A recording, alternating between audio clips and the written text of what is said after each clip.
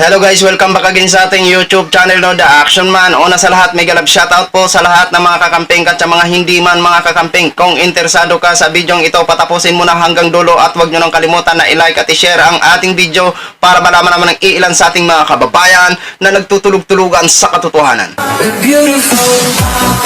So muli naman nagbabalik ang nag-iisa nyong host na si The Action Man para magbigay ng komentaryo at reaction sa mga mainit ng issue ng bayan. So ito mga ka-action, may gusto lang ho ako na i-share mga ka-action about po ito sa isang resolusyon na kung saan tutol po ito si Senadora Amy Marcos at umalma din po ito si Senador Ronald Bato de la Rosa ho mga ka-action. Mamaya-maya lamang panoorin po natin ang nasabing video pero magbibigay po muna ako ng aking opinion based sa mga sinasabi ho nila. Ito kasi si Manang Amy Marcos o si Senadora Amy Marcos, ang sabi niya, huwag natin payagan na makapasok ang ICC dito sa bansang Pilipinas dahil magmukhang kahiya-hiya ang bansang Pilipinas. Totally Miss Senadora Amy Marcos. Matagal na pong kahiya-hiya ang bansang Pilipinas. Alam mo kung bakit? Dahil po sa mga bulok na iilan sa mga opisyal na nakapang-upo dito sa bansa natin. Di ba? At ang sabi niya, gumugulong naman daw ang justice system dito sa Pilipinas. At in-example niya nga si dating Senadora Laila de Lima. So ibig sabihin ba, Senadora Amy Marcos, nandahil ba sa administrasyon ng kapatid mo na si Mr. President Bongbong Marcos ay umiral na ang justice system sa Pilipinas? Sige, sabihin na natin na dahil sa kapatid mo, kaya umiral na ang justice system, kaya mo nasabi yan. Okay? What if doon sa nagdaang administrasyon? Umiral ba? Naging pantay ba ang batas? Yan ho ang katanungan namin. Kung matatandaan ho natin, hindi po ito kasama si Senate Amy Marcos sa 9 senators na bumoto na gusto ibalik ang confidential fund sa OBP ni Vice President Sara Duterte. Okay, maiintindihan po namin na hindi ka bumoto siguro dahil hindi mo ma-justify sa taong bayan kung bakit ka buboto. Kaya mas ginusto mo na lang na hindi ka buboto. Pero pagdating dito sa usaping ICC, bakit tutulho kayo? Yun po ang tanong namin. Sabihin na natin na insulto po ito sa bansa natin dahil may sarili naman po tayong justice system. Pero kailangan ho natin ang tulong ng International Court. Dahil kung aasahan lang ho natin ang justice system dito, paano na yung mga taong nawalan ng mahal sa buhay nung nagdaang administrasyon? Sige nga po, sa palagay mo kaya, magiging pantay ang ng batas nung nagdaang administrasyon? Kaya wala naman po sana. Hindi naman, not personally naman yung pag-imbestiga ng ICC. Gusto lang ho ng ICC na malaman kung may nilabag ba sila na batas during na pinatupad nila ang war on drugs nung panahon ni Duterte. At ang sabi niya pa, okay naman daw ang relationship nila ni Mr. President Bongbong Marcos, ni dating Pangulong Duterte at ni Vice President Sara Duterte. Baka ikaw lang ho ang nakakaalam niyan. Tumingin ka po sa inyong mga kasamahan. Halos nag-aalisa na sa Duterte. Halos kinakalaban na ang mga Duterte. Pero option mo pa rin yan. Nirerespeto po namin yan kung yan po ang pananaw mo. Pero sana naman, sa usapang ICC, para maging malinis ang imahe ng Pilipinas, makipagtulungan ka. Dahil kapag malinis naman, maging negative naman ang kanilang investigasyon, hindi ba nakakatuwa? Hindi ba nakakasaya na mabalitaan mo na ang mga taong sangkot sa investigasyon ay naging malinis ang pangalan at lalong-lalo na maging malinis ang image ng Pilipinas? Yan po ang gusto naming malaman. Di ba? Okay. Dito naman kay Senate Bato de la Rosa sa pag-alma niya mga ka-action. Basahin po natin ang kanyang statement. Ayan po, makikita niyo po sa screen ang aking babasahin ha. Ito. that resolution is approved by the House of Representatives, it will remain a resolution unless acted upon favorable by the President, who has made clear of his decision not to allow ICC to include R-70. These government agencies are taking orders from the President at not from the Congress. Okay. Yun po ang sabi ni Senador Ronald Bato de la Rosa.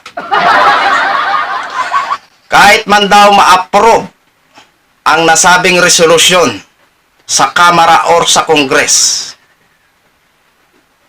ay mananatili pa ring resolusyon unless na lang daw kapag inaprubahan ni Mr. President Bongbong Marcos.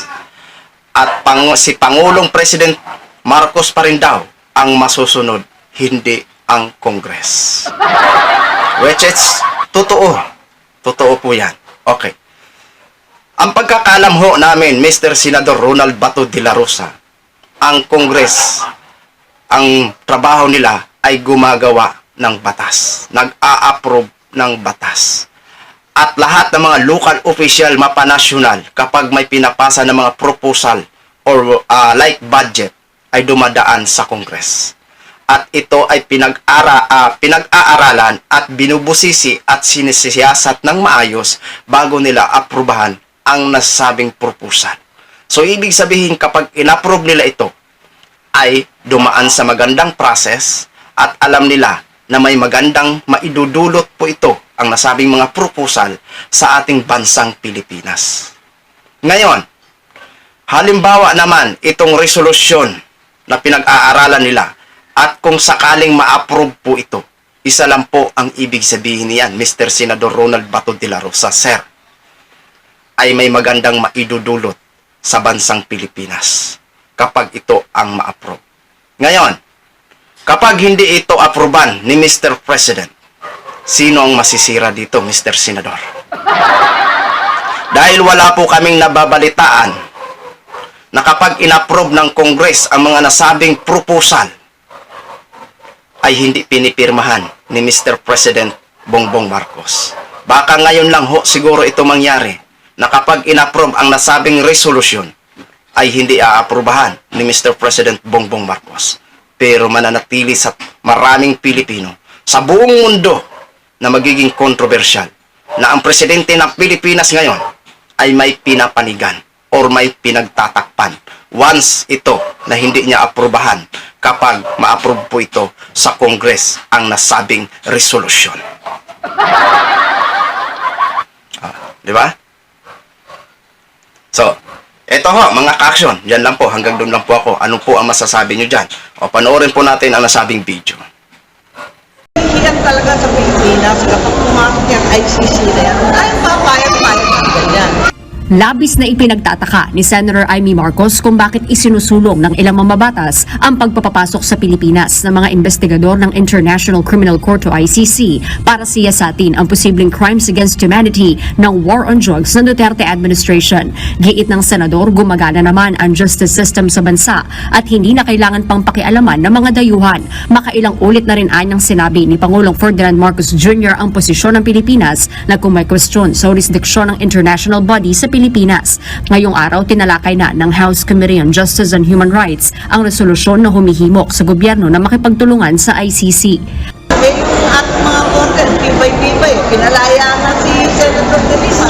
Hindi ba katibayan yun na maayos yung korte at talagang umaandar ang dumikat nila? Para naman kay Senator Ronald Bato de la Rosa na kilalang kaalyado ni dating Pangulong Duterte, kung maaprubahan ng Kamara ang resolusyon, mananatili lamang itong resolusyon maliban na lamang kung aaksyonan ni Pangulong Marcos. Ayon sa Senador, sa Pangulo sumusunod ang mga ahensya ng gobyerno at hindi sa Kongreso. Paglilinaw ng presidential system, maayos naman anya ang samahan nila ni na Pangulong Ferdinand Marcos Jr., Vice President Sara Duterte at dating Pangulong Rodrigo Duterte. Pinagkibit balikat na lang din ito ang anyay ng gugulo na nasa likod umano ng mga pakulo ngayon sa ingay politika. Hindi naman na pinangalanan ng senadora ang anyay ng gugulo sa tinaguriang UNITEAM. Kayo ang nasa Congress, kayo ang nakikinig sa iba't ibang departamento. Yung mga principal, yung kapatid ko, ako, si President Sara, si PRRD, palagay ko hindi naman problematic. Yung iba na nanggugulo dyan, ewan ko lang. So yun na ho mga ka-action, mga kakamping, no, napakinggan na po natin at narinig na po natin. Dagdag ko lang po sa sabi ni sa patutsada ni Senadora Amy Marcos doon sa pinaparinggan niya na nanggugulo daw. Sino ba ang nanggugulo? Sino ba ang pinaparinggan niya? Alam ho natin kung sino ang tinutukoy niya kahit di niya man pinangalanan. Oo. Sino ba ngayon ang nasa Congress na pinsan niya? Na ngayon ay kumakalaban na sa mga Duterte. Walang iba kung hindi alam nyo na yon ang ibig kong sabihin kung sino ang tinutukoy ko. Ulit, hangad ho namin na sana po ay makipag-cooperate po kayo, Senadora Amy Marcos, para masabi ho namin na wala po kayong pinagtatakpan at wala din po kayong pinapanigan. Okay, wag ho masyadong magpahalata, Senadora Amy Marcos. So yun lang ho mga ka-action, mga kakamping, no, share ko lang ho sa inyo. Maraming salamat po sa ating mga viewers, Luzon, Visayas at Mindanao all over the world. Ako po ang inyong lingkod, si The Action Man. Have a good day, everyone. Beautiful.